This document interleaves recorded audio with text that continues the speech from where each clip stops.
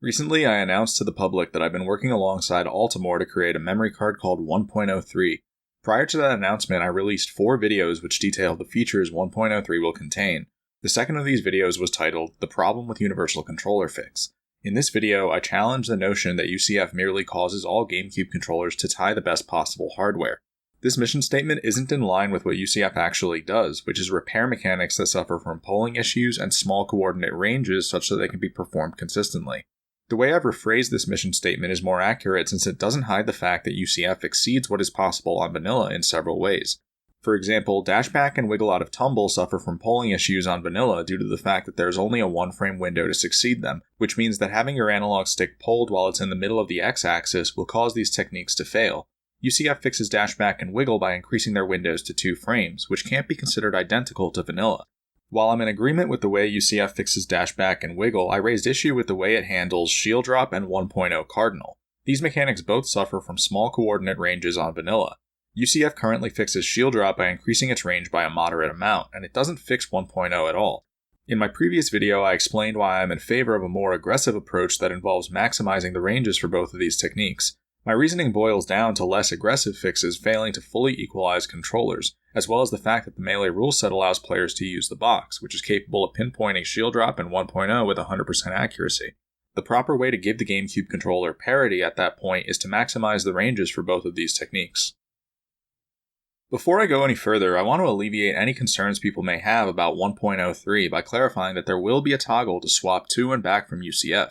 I'd like for people to be able to test out my UCF version without having to worry about not having access to the original, and so I've decided to include both options. With that being said, let's continue down the rabbit hole of what warrants software fixes. The focal point of this video will be Dashback out of crouch. In my previous UCF video, I listed Dashback out of crouch as the 5th and last mechanic that needs to be fixed. However, I've gained a new perspective on this mechanic since then, and so I'll be revisiting it.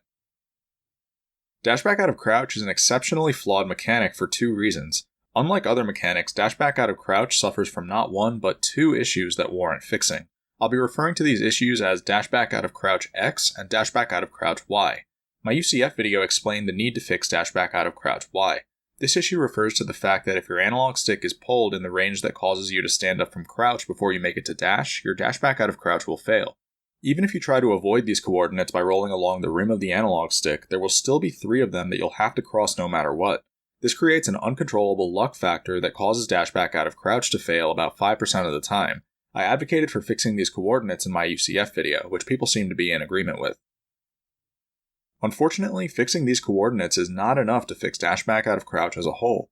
As I said earlier, this mechanic is exceptionally flawed due to a second issue that I forgot to go over in my UCF video, which is why I created this one. I'll be referring to the second issue as Dashback out of crouch X since it pertains to the x-axis. Dashback out of crouch X requires you to make it from the horizontal dead zone to dash in 2 frames or less.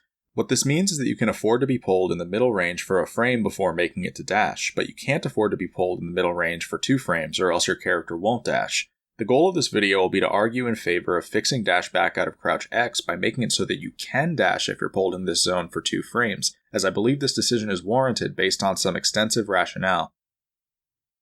In order to convey why I'm in favor of the change I just described, I'll start by explaining how each of the dash mechanics work on vanilla Melee. On vanilla, dash forward is a 2-frame window, Dashback out of crouch X is a 2-frame window, and dash back is infamously a 1-frame window. The only well-designed mechanic of these 3 is dash forward, which can easily be succeeded 100% of the time.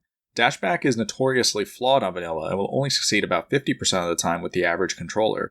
That leaves Dashback out of crouch X, which succeeds about 80% of the time based on my testing.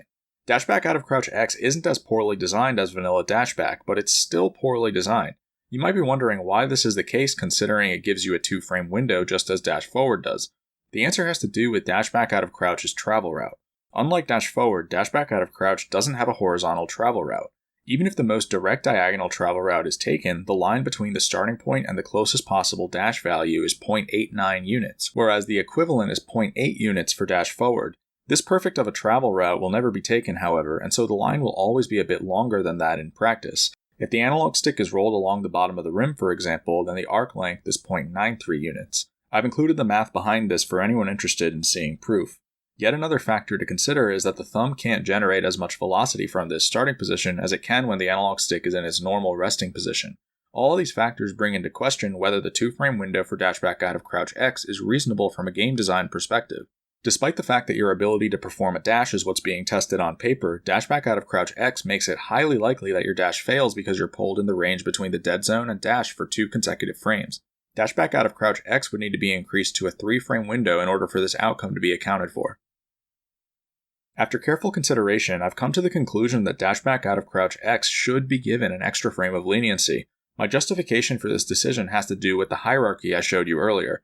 On vanilla, dash forward is the only dash mechanic that is given an appropriate timing window. Dashback Out of Crouch X is notably worse than dash forward due to the aforementioned factors, and dash back is hands down the worst one due to its 1-frame window. The issue at this point actually has to do with the way UCF affects this hierarchy. On UCF, dashback is increased to 2 frames, at which point it joins dash forward in the fixed category. This awkwardly leaves Dashback Out of Crouch X as the only unfixed dash mechanic. The way in which UCF does this is a perfect example of how it creates implications that may not be as apparent as people realize. If we're willing to increase Dashback's window by a frame in order to resolve its own unique set of problems, then I believe we should also be willing to increase Dashback Out of Crouch X's window by a frame, and so I'll be doing so on 1.03. I encourage everybody to test Dashback Out of Crouch a bunch so that they can see for themselves that this mechanic is problematic. About 5% of the time, Dashback Out of Crouch will fail due to its Y-axis issue, but more often than not it will fail due to its X-axis issue. Melee players have recently caught on to the fact that fixing these issues is valuable, as can be seen in the Goomwave's decision to include its own methods for fixing Dashback Out of Crouch, as well as means of calibrating the potentiometers to perform Dashback Out of Crouch more consistently. As someone who's in favor of fixing Dashback Out of Crouch through standardized software, my goal with this video was to convey what that would look like. To recap the video, Dashback Out of Crouch needs not 1, but 2 fixes in order for its issues to be fully resolved. Dashback Out of Crouch Y needs 3 coordinates along the rim to be repaired in order to fix a polling issue, whereas Dashback Out of Crouch X needs its timing window increased to 3 frames in order to accommodate its unique travel route. I've decided that I'll be providing these fixes on 1.03 in addition to maximized shield drop and 1.0 cardinal ranges so that people can experience true controller equality with all luck factors removed. As stated earlier, there will also be a toggle to return to the current version of UCF for anyone who isn't fond of these fixes. Regardless of which toggle you choose, I hope that this has been a helpful video for conveying the issues with Dashback Out of Crouch. Also, don't forget to pre-order the 1.03 memory card at box.com. 1.03 is available for $9.99 and will ship in time for Melee's 20th anniversary.